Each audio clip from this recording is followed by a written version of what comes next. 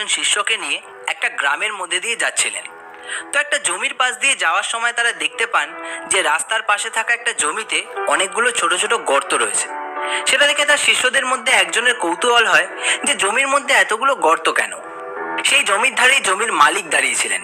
তাই সেই শিষ্যটি তার গুরুদেবের অনুমতি নিয়ে সেই জমির মালিককে গিয়ে কৌতূহলের বসে জিজ্ঞেস করে যে তার জমিতে এতগুলো গর্ত কেন, এবং জমির মালিকের কাছে উত্তর পেয়ে সে আবার ফিরে আসে। ফিরে এসে সেই শিষ্যটি তার গুরুদেবকে বলে, গুরুদেব, আপনি তো বলেন যে পরিশ্রমই আমাদের সফলতা এনে দেয়, তাহলে এই জমির মালিকের সাথে এরকম কেন হলো? গুরুদেব বললেন, জমির মালিকের সাথে কি হয়েছে? শিষ্যটি বলল, এই জমির মালিক তার জমিতে এতগুলো গর্ত খুঁড়েছিলেন মাটির তলা থেকে জল পাওয়ার জন্য। এতগুলো গর্ত খুঁড়তে তার অনেক পরিশ্রম হয়েছে, কিন্তু তা সত্ত্বেও তিনি তার ফল পাননি, তিনি জল পাননি। এরকম কেন হলো গুরুদেব? যদি পরিশ্রম করলেই ফল পাওয়া যেত, তাহলে তো এই জমির মালিকের এত পরিশ্রমের পরে এখান থেকে জল পেয়ে যাওয়া উচিত ছিল, কিন্তু সে তো এত পরিশ্রম করার পরেও কোনো ফলই পেল না। শিষ্যের কথা শুনে গুরুদেব বললেন, ওই ব্যক্তি এই জমি খুঁড়েই জল পেতেন, কিন্তু তার পরিশ্রম করার ধরন ভুল ছিল।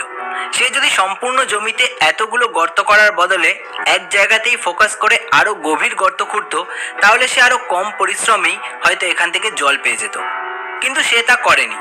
সে প্রথমে জমির এক জায়গায় কিছুটা গর্ত খুঁড়েছে, সেখানে জল পায়নি, ধৈর্য হারিয়ে ফেলে সে সেখানে খোঁড়া বাদ দিয়ে অন্য আর এক জায়গায় আবার নতুন গর্ত খুঁড়েছে, এবং সেই জায়গাতেও সে যখন কিছুটা খোঁড়ার পর জল পায়নি, সে সেখানেও খোঁড়া বন্ধ করে দিয়েছে আর আরও একটা নতুন জায়গায় খুঁড়তে শুরু করেছে। এইভাবে সে বারবার একটু একটু করে পরিশ্রম করেছে, বারবার আলাদা আলাদা জায়গায় মাটি খুঁড়েছে, এবং প্রতিবারই কিছুক্ষণ পরে ধৈর্য হারিয়ে ফেলেছে। সেই জন্য দিন শেষে তার হাতে ফলাফল শূন্য এসছে। কিন্তু সে যদি বারবার আলাদা আলাদা জায়গায় মাটি না খুঁড়ে এক জায়গাতেই ধৈর্য ধরে আরো গভীরে খুঁড়তে পারত, তাহলে কিন্তু সে অনেক কম পরিশ্রমেই এবং অনেক কম সময়তেই তার ফলাফল পেয়ে যেত। আমরাও কিন্তু আমাদের জীবনে ঠিক একই রকমের ভুল করি। আমরা একটা গোল সেট করি, তার জন্য হার্ডওয়ার্ক করি, কিন্তু কিছুদিন পরে যখন সেখান থেকে কোনো ফলাফল আমরা পাই না, আমরা সেটাকে ছেড়ে দিই। তারপর আমরা আবার একটা নতুন গোল সেট করি। এভাবে আমরা বারবার আমাদের গোল চেঞ্জ করতে থাকি।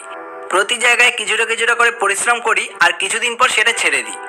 আর দিনের শেষে কি হয়? আমরা কোথাও পৌঁছতে পারি না। তাই আমাদের নিজের লক্ষ্যে পৌঁছতে হলে এক জায়গায় ফোকাস করতে শিখতে হবে। একটা জিনিস শুরু করলে সেটাকে শেষ করতে শিখতে হবে। বারবার মাঝপথে ছেড়ে দিলে চলবে না। হয়তো অনেক সময় আমরা খুব তাড়াতাড়ি ফলাফল পাবো না, তখন আমাদের ছেড়ে দেওয়ার বদলে এটা খুঁজতে হবে যে কেন আমাদের ফলাফল পেতে দেরি হচ্ছে, কোথায় আমাদের ভুল হচ্ছে, কোথায় আমরা নিজেকে ইমপ্রুভ করতে পারি। বারবার মাঝপথে ছেড়ে দেওয়ার বদলে এগুলোকে সলভ করার চেষ্টা করতে হবে। দরকার হলে কারো সাহায্য নিতে হবে, কিন্তু বারবার মাঝপথে ছেড়ে দেওয়া চলবে না। তবেই কিন্তু আমরা জীবনে যেখানে পৌঁছতে চাই সেই জায়গায় পৌঁছতে পারবো। তবেই কিন্তু আমরা যা যা অ্যাচিভ করতে চাই সেগুলোকে অ্যাচিভ করতে পারবো, এবং তবেই কিন্তু আমাদের করা হার্ডওয়ার্ক আমাদের সত্যিকারের রেজাল্ট দেবে। যতটা আমরা ডিজার্ভ করি ততটা, কিংবা তার থেকেও অনেক বেশি।